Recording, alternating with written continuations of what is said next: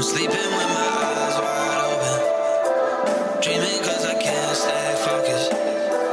Voices in my head don't lie, swear they keep me up at night. I'm sleeping with my eyes wide open, money on my mind, lost focus. Yeah, this feel like the first time home, this feel like the first time home. Hey, back then I would look ahead, now I'm in my head. I'ma call my phone, checking on my friends, yeah. Just sent a text, so I sent the check, yeah. Now I feel like everybody at my neck. Oh my love, there ain't no love. Days go by, I ain't hear from you much. I go way too deep and I'm way too long. Nights like this getting way too cold. I've been sleeping with my eyes wide open.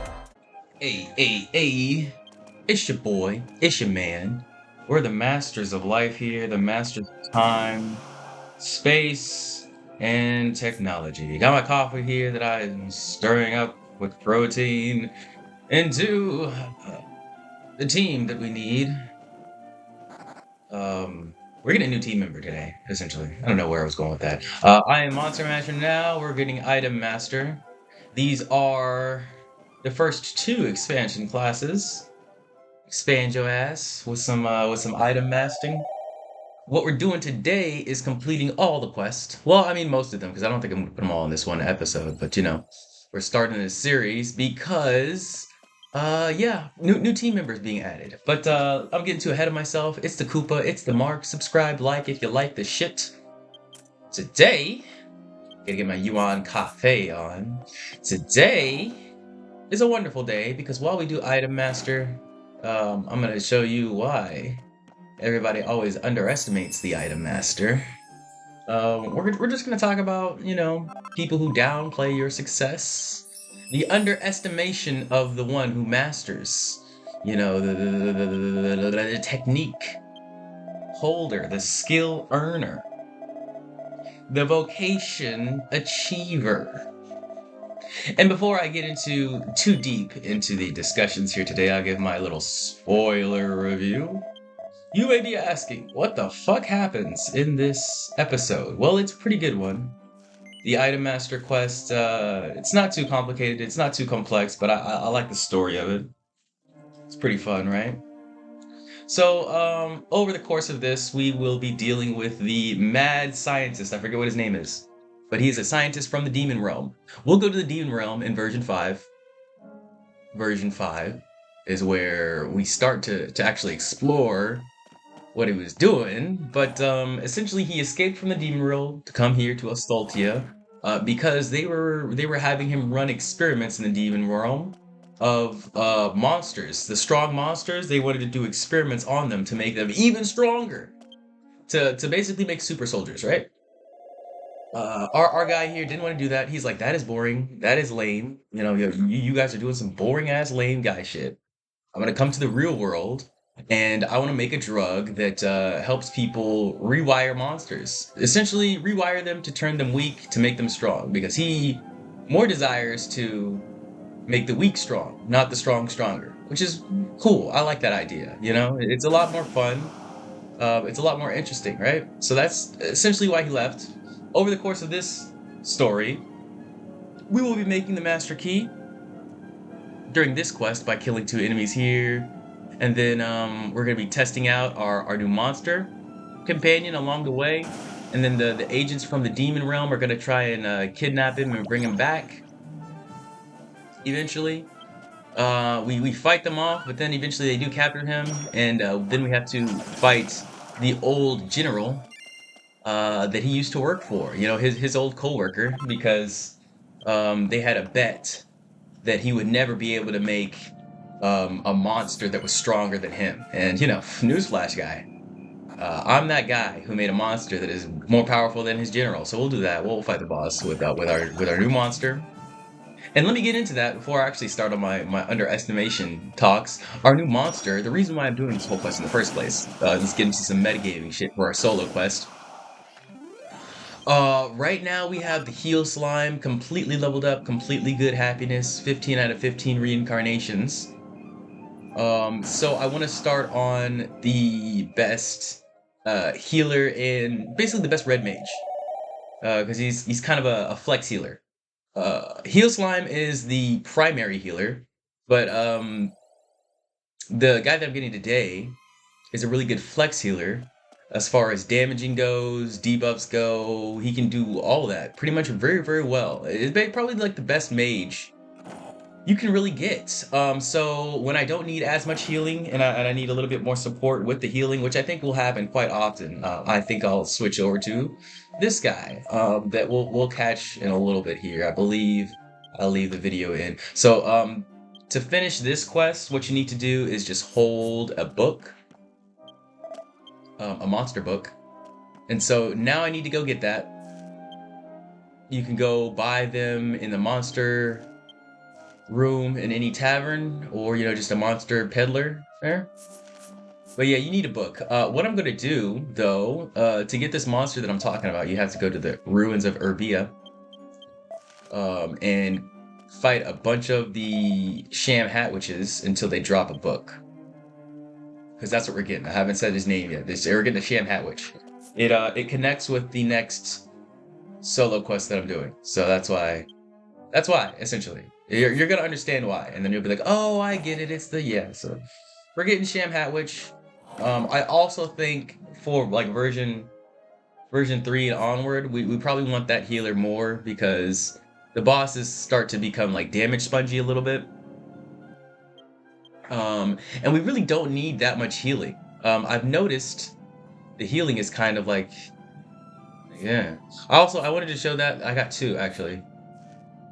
I didn't even mean to. No, I did mean to because I found one of them and then I used like half inch on a thief class on him, and then I also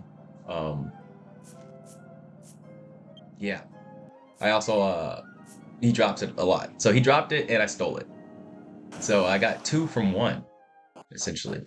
I think they sell very well in the bazaar, so that might be a good way to grind money. Just keep finding Ham Hatwitch books. Yeah, I accidentally showed it after I was done grinding it, so this is just me showing you what I actually did. See, I used half inch there, the first thief skill, and then I just I stole it because I'm a stealer. Because I'm a stealer, and I'm a treasure queen. But let me show what they look like here. If I can find any of these guys. This is what the ones that you have to fight that drop the books look like. Pretty gold, pretty shiny, and they're not going to be on the map. You have to fight the regular purple ones to find the ones that look like that, right? So can't find any right in the middle, right at the start of this dungeon, and I don't feel like going deeper, so we're just gonna say whatever, fuck it. I put one of these on too. You can find them at the lottery casino, wherever you can. There's a couple places to find the miracle perfume, so get your hands on one of those and go nuts. So moving on, we did our spoiler chats. Was our item master quests, and yeah, we're gonna talk about why you should never underestimate your item master. Guys, life is weird. Life is weird as fuck. That's what I gotta start out with. Life is weird as fuck. And because life is so weird, strange things will happen, stranger things, right? And one thing we always find comfort in as humans is the certainty, the knowledge that what we're doing is going to end exactly how we think it will. But it won't. It never will.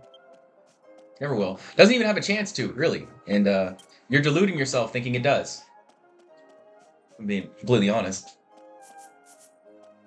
Because being attached to results is what makes us underestimate people. It makes us underestimate ourselves. Because, yeah, of course, you can get attached to results, but you got to get attached to the fact that your inputs are consistent, dynamic, beautiful, powerful, you know?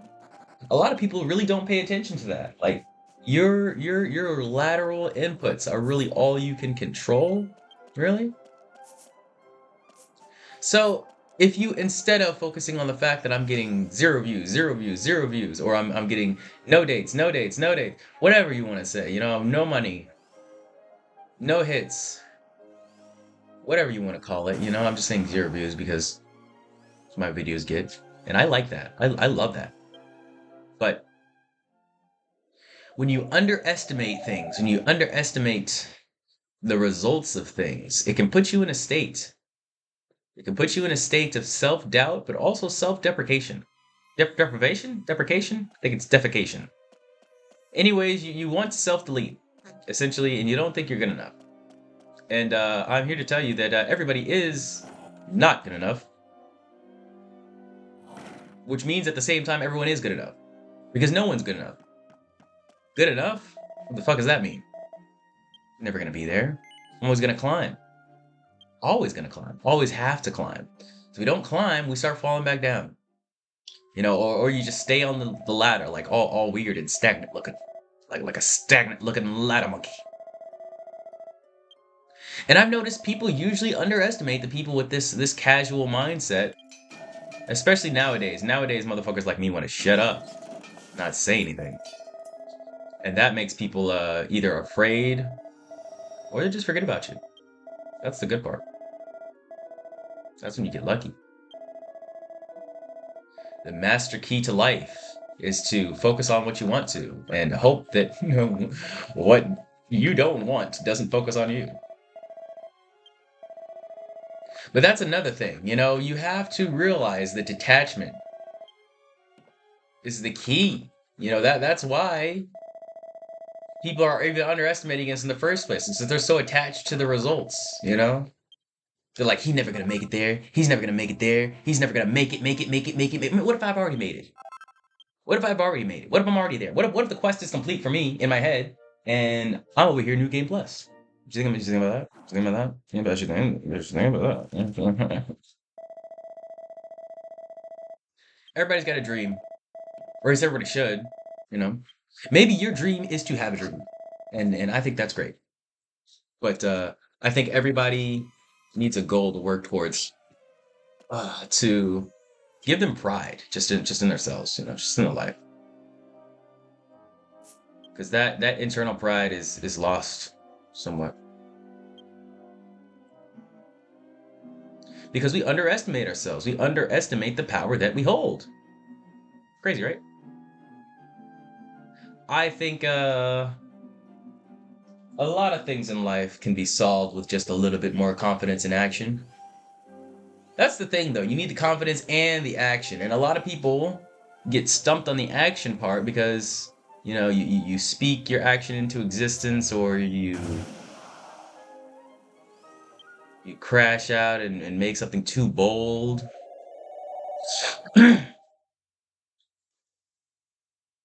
That's the thing with life. It's always a to crash out or not to crash out. I always like to think of 10 ways to crash out in any situation.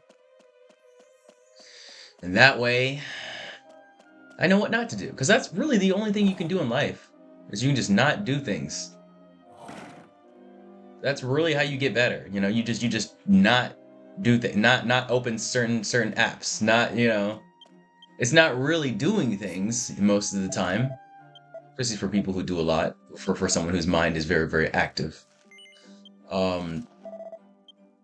Honestly, the good things are just going to come from just, living your life.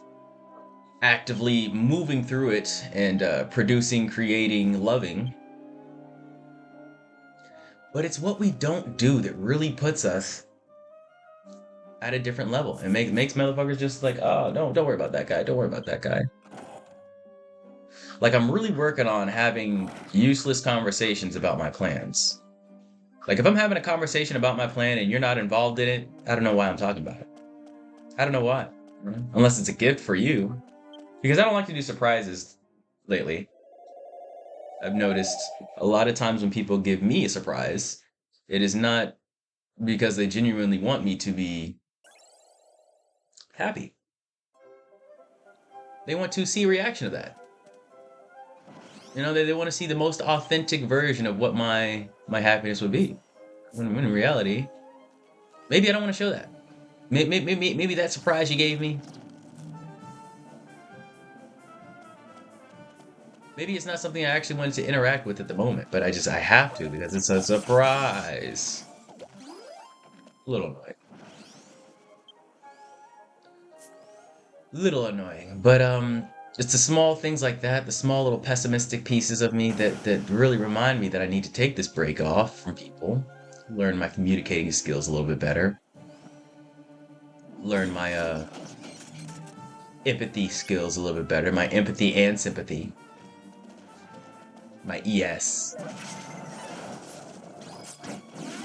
and just trust my intuition a little bit more because I have realized once I look back, and I really hate doing this, the whole analyzation, yeah, I do it a lot, where I just like not in the moment, right? But when I'm done with like a conversation, an argument, a talk, go back over that situation and just like, how did I talk to them this way? How did I say it this way? What if I said it that way? What am I gonna do if I did that? What and I'll like metagame myself, like do the play by play back in my head, and it's like there's no reason for this. There is no reason for this. Um, because what's done is done, what's there is there, and there are so many things to move on with and do in my life. So that's like one thing, and there are like 5,000 other things. But yeah, you just got to not do some stuff. You got to not ruminate. You know, not self pleasure. You know, stay away from too much instant dopamine, and actively cure your attention span by reading, by watching long form content like this. I do like my long form content. That's why I like to make like at least 15-minute videos or so. At least. Because like 10 minutes I feel like can be it's long enough. Like it's not like a short, right? But I feel like for me it can be like, man, I was just getting into that, you know? Especially when I'm recording. Like I love these like longer recording spans. So, like of course, I'm going to like watching longer videos if I like recording and doing things for longer. You know, that's just this is logical. That just makes sense. Let me get back to the game a little bit here, guys. With this quest, you have to kill these guys with your pet. The pet has to do it. Has to do it all. So, we're both pretty low level. My item master is 31, just above where you need to be to start this quest. And my pig is weak as fuck. He's also a mage and has no spells, so and no weapon. So it's very hard for him to get him to kill things. But luckily these aren't the strongest enemies ever, and you only have to do 3, so we're just we're hanging out. I accidentally killed him. That was bad. We only have one more I think. Yeah. That's this quest. This is the like I said, the training up the monster part of the quest. No worries, when we actually start version 3, our ham hatwitch will be shamed up, chained up, you know what I'm saying? So we'll do it. I just need to grind him up a little bit. How I usually do the happiness grind is through metal maze times. So the metal rookie hours on channels 9, 10, 19, 20, and 21 are every 2 hours for 30 minutes.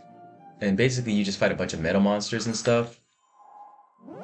That's probably the best way to train happiness and levels. You can also do the Book of Bosses.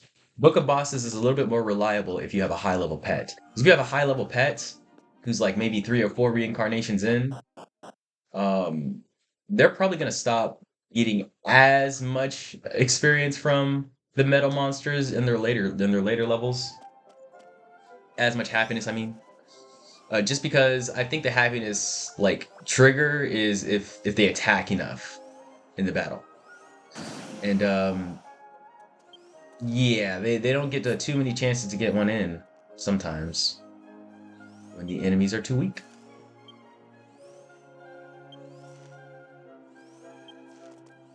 Finished with this one, so we're going back to our wardrobe guy. And I think I'm going to end off the part here because I'm running out of things to talk about on our item master quest. Yeah, you guys basically know. Don't underestimate yourself. Don't underestimate others, and don't underestimate the item master. This can be a huge thing, a huge turning point for you. It could be. It could be. Because I know a lot of people, they downplay themselves. They downplay what this world could be just because it looks so bleak right now. And I know it looks bleak right now, but that doesn't mean we can't keep pushing forward.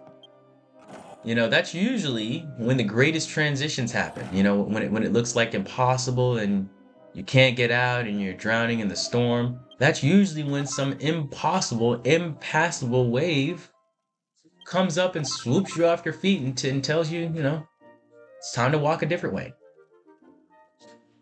So look for that wave, look for that thing in your soul that drives you onward to do things that you know you need to do. I know I need to do. We know we need to do. And don't forget about the things that you know you don't need to do. I know that can be way harder than doing what you should. Doing what you shouldn't or not doing what you shouldn't. That's where the real, you know, underestimation comes from. You know, people underestimate. It's like there's no way he'll be able to not do that. But it's time to prove them wrong. It's time to prove them wrong. Subscribe, people. I will see you next time.